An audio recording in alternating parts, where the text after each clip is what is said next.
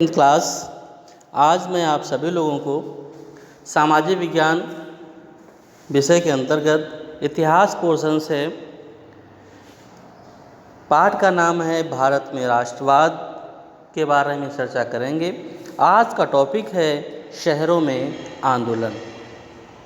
बच्चों, मैंने पिछले टॉपिक में आप सभी लोगों को आंदोलन के भीतर अलग धारणाएं टॉपिक था, जिसमें बताया गया था असहयोग आंदोलन का आरंभ।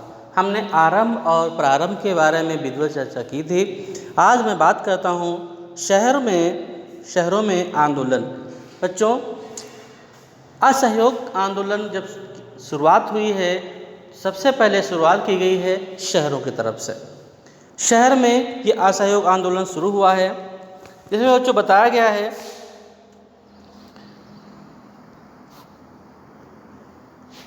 शहरों में आंदोलन। शहरों में आंदोलन की शुरुआत मध्यम वर्ग से हुई है। किससे हुई है बच्चों? सबसे पहले शुरुआत जो हुई है वो हुई है मध्यम वर्ग से। मध्यम वर्ग में बताया गया है बच्चों, असहयोग आंदोलन का आरंभ शहरों के मध्यम वर्ग की भागीदारी से हुआ। यानी कि सबसे पहले जो असहयोग आंदोलन में भाग लिए वो मध्यम वर्ग के लोगों में लिया, यानी कि मिडिल क्लास के लोगों ने असहयोग आंदोलन में भाग लिया।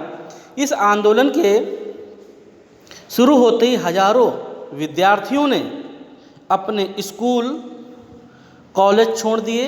यानी कि वो बच्चे जो ब्रिटिश सरकार के विद्यालय थे उसमें पढ़ रहे थे, ज्यों ही असहयोग की बात आई त्यों ही वो बच्चे स्कूल जाना बंद कर दिए।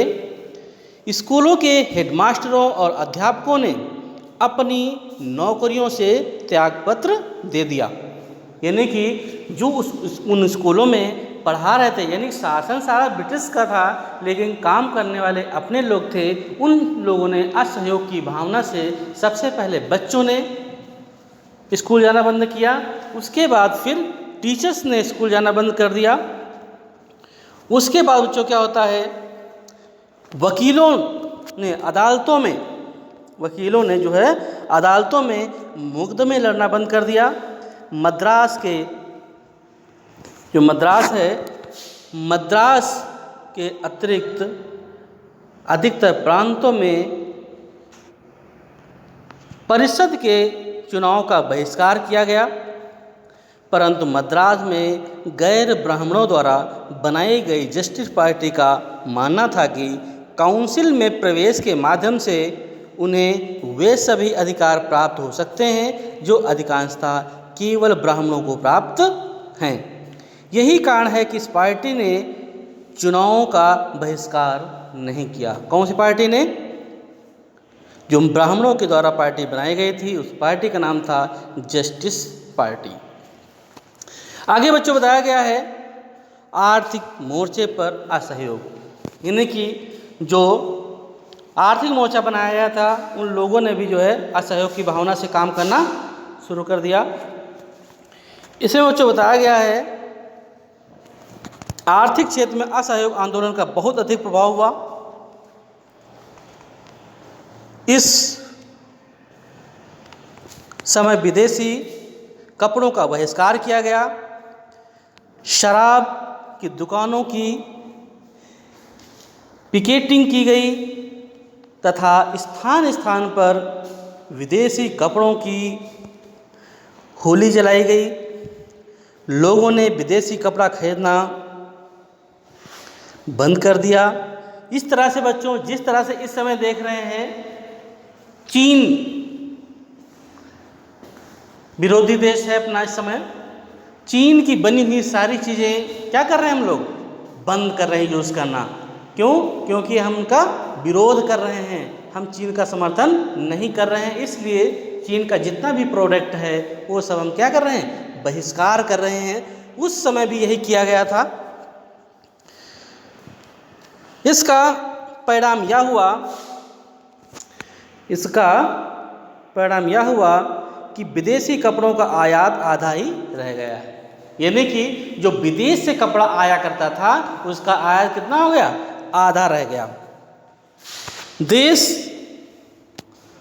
के अनेक स्थानों पर व्यापारियों ने विदेशी वस्तुओं का व्यापार करने और विदेशी व्यापार में अपना धन लगाने से मना कर दिया।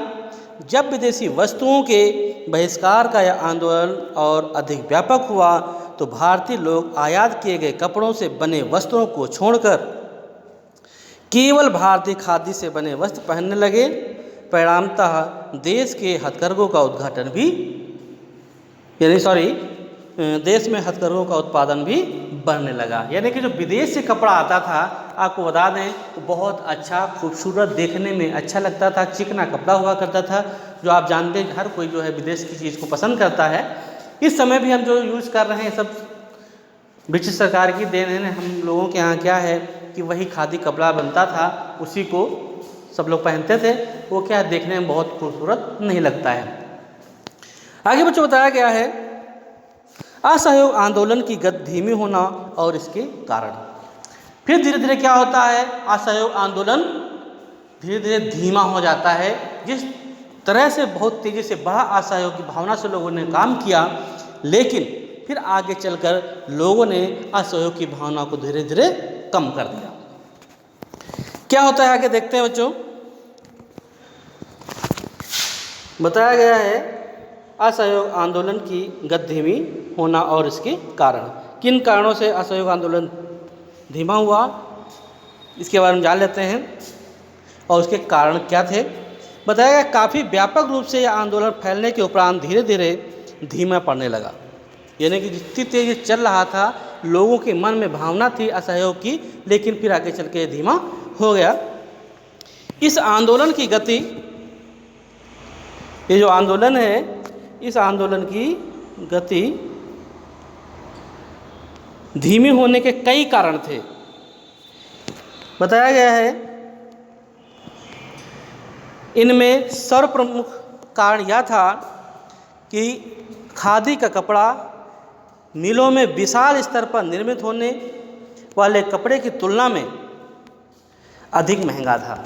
यानी कि जो खादी कपड़ा बनता था वो काफ़ी कॉस्टली पड़ता था, यानी काफ़ी महंगा पड़ता था, जो लोगों की खरीद से बाहर था, खरीद पाने में असमर्थ थे। इस महंगे कपड़े को निर्धन लोग नहीं खरीद सकते थे, यानी कि जो गरीब लोग थे वो जो है इस कपड़े को नहीं खरीद सकते थे। आज भी आप देखते होंगे जो कॉटन का कपड़ा आता है वो काफ़ी महंगा होता है, जबकि टेरी कार्ड जो होता है वो काफ़ी सस्ता होता है। आगे देखते हैं बच्चों। उनके लिए मिलों में बनने वाले विदेशी कपड़े का अधिक समय तक बहिष्कार कर पाना संभव नहीं था। इसके अतिरिक्त इस आंदोलन के धीमा होने का एक कारण यह भी था, यानी पहला कारण तो कपड़ा अधिक महंगा होना, जो सबकी पहुंच से बाहर था, क्योंकि भारतीय लोग निर्धन थे, पैसे की कमी थी, इसलिए सभी लोग खरीद नहीं सकते थे। तो पहला कारण आपने देख लिया। असहयोग आंदोलन का कारण प्रमुख क्या रहा धीमे होने का, वो कारण था आपका कपड़ा महंगा होना। दूसरी बात की गई बच्चों, बताया गया कि ब्रिटिश संस्थानों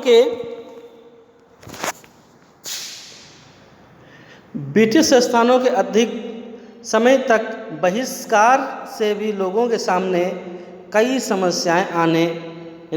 समस्याएं जो है सामने आ सकती थी। इस असहयोग आंदोलन की असफलता के लिए यह आवश्यक है कि वैकल्पिक भारतीय संस्थानों की भी स्थापना की जाए, जिससे ब्रिटिश संस्थानों के स्थानों पर उनमें प्रवेश लिया जा सके। यानी कि और धीमा होने का कारण ये रहा कि मान लिया बच्चा स्कूल नहीं जाएगा, टीचर पढ़ाने नहीं जाएगा, लेकिन कहीं न कहीं उनको पढ़ने की तो व्यवस्था होनी चाहिए, ऐसा लोगों में विचार आया। वैकल्पिक व्यवस्था होनी चाहिए भारतीय संस्थानों में, ऐसा लोगों के मन में विचार आया। परंतु इन वैकल्पिक भारतीय संस्थानों की स्थापना की प्रक्रिया बहुत धीमी थी।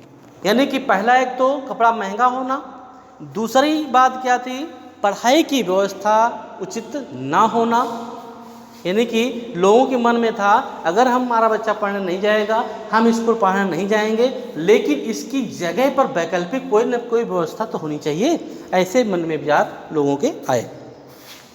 आगे बताया गया इसका परिणाम यह हुआ कि विद्यार्थी और अध्यापक पुनः अपने सरकारी विद्यालयों में क्या किए, वापस लौटने लगे।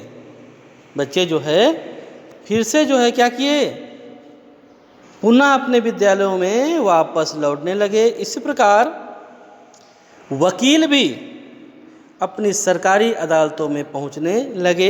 आप समझ सकते हैं जिन लोगों ने असहयोग की भावना से काम करना चालू किया, फिर उनकी जगह पर वो वैकल्पिक व्यवस्था ना हो पाने के कारण जिन चीज़ों को छोड़ रहे थे, ऐसी व्यवस्था वैकल्पिक नहीं हो पाई, जिसकी वजह से पुनः उसी काम के लिए लोग जरूरत को महसूस करने लगे।